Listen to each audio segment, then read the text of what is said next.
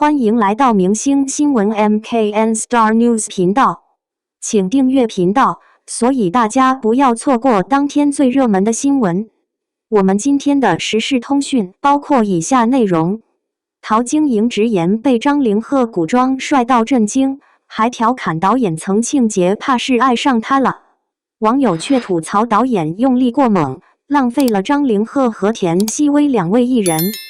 陶晶莹在播客里聊竹玉聊到上头，直言被张凌赫的古装扮相帅得吓一跳，还半开玩笑的调侃导演曾庆杰。我一直怀疑导演爱上了张凌赫，因为每次他一出场，当然他伤得很重会咳血，都有风吹动他的头发，夕阳余晖照着他的侧脸，会看到他瞳孔的颜色，一堆特写。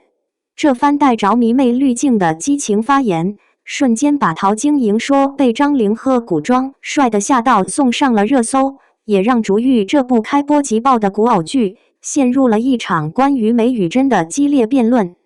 导演曾庆杰的镜头确实像一位痴迷的雕刻家，用光影和构图将张凌赫的颜值优势放大到了极致。剧中，谢征重伤蜷缩在污秽的猪圈里，顶光却透过屋顶的血细精准地打在他脸上，污浊与圣洁，落魄与金贵形成残酷又诗意的对比。战场上的谢征，玄黑铠甲映着冷冽的寒光，红衣白雪的炽烈碰撞，逆光勾勒出他破碎又凌厉的剪影。那些被观众反复截图的人生镜头，雪花落在染血睫毛上的特写，喉结滚动带动血痕蜿蜒的瞬间，指节因发力而显现的青色血管，无一不是经过精密设计的视觉奇观。曾庆杰甚至被爆出在拍摄《归鸾》时，会为了一个代拍选中的绝佳构图，自己扛着设备爬上陡坡去架设官方机位。这种对标民间审美、力求完美的内卷行为，让他的镜头语言充满了对观众视觉偏好的精准拿捏。这种极致的增视美学收获了巨大的商业成功。竹玉开播15分钟，腾讯视频热度急破23000，首日峰值达26519，开播6天内成为首部腾讯视频、爱奇艺双平台热度均破万的电视剧。腾讯视频站内热度峰值更是一路飙升至30912，刷新了平台2025年以来的古装剧热度最高纪录。云和数据正片有效播放市场占有率最高冲至53.2%，单日播放量破亿，在 Netflix 上登顶中国台湾、新加坡、泰国等多地热播榜，甚至打入日本地区 TOP10，实现了近年来罕见的国剧出海盛况。张凌赫本人也凭借谢征一角，全网涨粉近200万，从带爆小生一跃成为古偶赛道头部选手。然而，与这组华丽数据并行的是另一种截然不同的观众体感。陶晶莹口中帅得吓人的镜头，在另一部分观众看来，却成了爱感和虚假的代名词。争议的焦点在于，这种美学追求是否过度，以至于吞噬了故事和人物的真实血肉。有观众尖锐地指出，为了维持画面的绝对洁净与唯美，逻辑被牺牲了。冬天的雪永远下个不停，路上却不见泥泞，主角在战场上厮杀，衣服却洁净如新，血迹和污渍都像精心点缀的装饰。大冬天男主角卧床养伤，为了展示若隐若现的肌肉线条和破碎美，窗户大开，似乎完全不顾严寒。这种样板间式的完美，让剧集的美显得悬浮而缺乏根基，被批评为影楼风或游戏 CG 感。更核心的争议落在了表演与镜头的关系上。有观点认为，导演对静态美图的执着，挤压了演员动态表演的空间。同样是曾庆杰执导的《九重子》，李云瑞饰演的宋墨被赞眼睛里有戏里情绪的起承转合，而张凌赫扮演的谢征，则被部分观众叹息纯属硬帅，眼神里缺少了表演的层次感。尽管张凌赫为了角色减重15斤，又增肌以撑起40斤重的真铠甲拍摄打戏，但在一些需要复杂情绪爆发的高光场景中，他的表演被批评陷入冷感安全区，表情单一，被戏称为精致蜡像式表演。配音与表演的割裂感进一步放大了这种批评。这场关于爱感的讨论很快蔓延到了剧集火爆数据的真实性上。就在逐玉庆祝双平台破万的同时，有网友发现，在腾讯视频上仅点开逐玉播放页面1秒就退出，后台却显示已看完该集。尽管平台随后道歉称此为页面展示错误，但数据注水、人造爆款的质疑声已甚嚣尘上。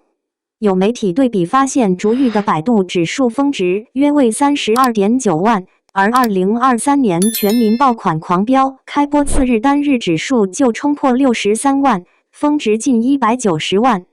当逐玉播放量超过狂飙这样的热搜词条出现时，引发的不是赞叹，而是更强烈的反弹和群嘲。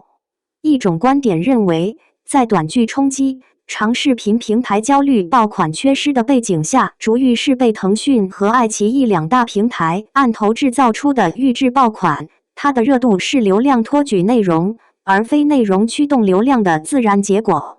但若将逐玉的成就完全归功于数据运营或颜值营销，显然有失偏颇。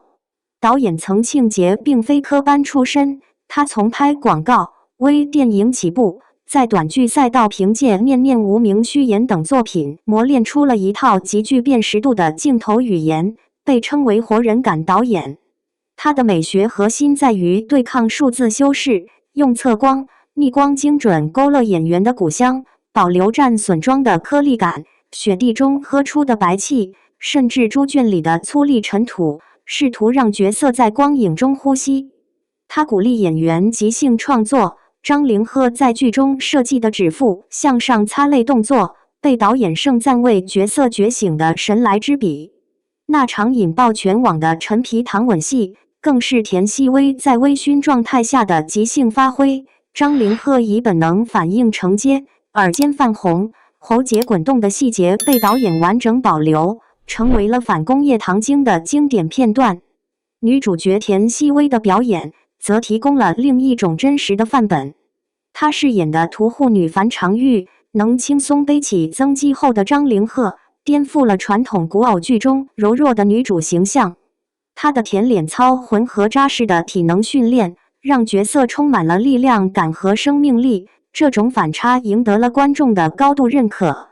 张凌赫在表演上也并非全无亮点，他为吻戏设计的恐慌感逻辑、通红的眼眶、颤抖的手指、僵硬的身体反应，旨在表现角色防线崩塌的恐慌而非欲望。这种细腻的心理揣摩得到了部分观众的肯定。在拍摄被田曦薇扇耳光的戏份时，对方未借位真打，导致他嘴角当场出血。而他即兴加入的低头舔血笑的微表情，将角色的偏执与破碎感升华，最终被剪入正片。导演曾庆杰在片场试图营造一种轻松的创作氛围。一场雪地强制吻戏，他会亲自示范扯衣领角度、捏下巴力度。当田曦薇即兴加吻戏，张凌赫调侃导演你管他时，这种真实的互动反而成了剧外的甜蜜花絮。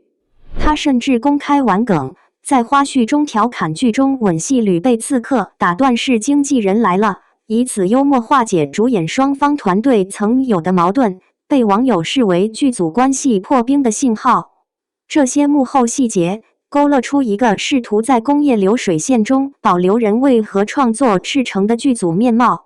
逐玉的尴尬境地正在于此。他拥有一套登峰造极的视觉美学系统和一批努力赋予角色生命力的创作者，却最终被部分观众感知为美则美矣，不冒热气。他的镜头能精准捕捉张凌赫战损时睫毛上凝结的血珠，却无法让所有观众相信那个一尘不染的雪地战场。他能设计出掰头吻、玉筒吻这样充满张力的亲密戏码，却无法掩盖部分权谋线逻辑的薄弱和节奏的拖沓。当陶晶莹为张凌赫的破碎感镜头反复倒放赞叹不已时，另一批观众却在质问：为何在如此惨烈的故事里，主角的衣衫永远光洁如新？这或许不仅仅是逐育一部剧的困境，而是当下古偶赛道的集体症候。观众早已厌倦了流水线的工业糖精和千篇一律的墨皮滤镜，渴望看到有活人感的表演和接地气的故事。曾庆节的镜头美学和对真实感的追求，本是一次对行业陈规的突围。然而，当这种美学探索被置于一个需要不断制造数据神话、满足平台 KPI 的庞大工业体系中时，它本身也可能被异化为另一种精致的商品。最终，我们看到的是一场奇观，一边是刷新纪录的播放数据和海外登顶的文化输出成绩，另一边是数据泡沫的质疑和爱感的批评，一边是导演在片场抠镜头抠到通宵的内卷，另一边是观众对预制爆款的疲惫与不信任。所以，当陶晶莹笑着说导演爱上了张凌赫时，他点破的或许不只是镜头前的偏爱，更是整个古偶工业在面对顶级颜值时，那种近乎本能的想要将其封装成完美商品的冲动。而网友所说的爱感，则是这种冲动过度膨胀后，对血肉之躯和人间烟火的一次反向吞噬。这场争论没有赢家，但它清晰地划出了一道分界线。在追求极致的视觉愉悦之后，观众究竟还想从一场幻梦中打捞起一些什么样的真实？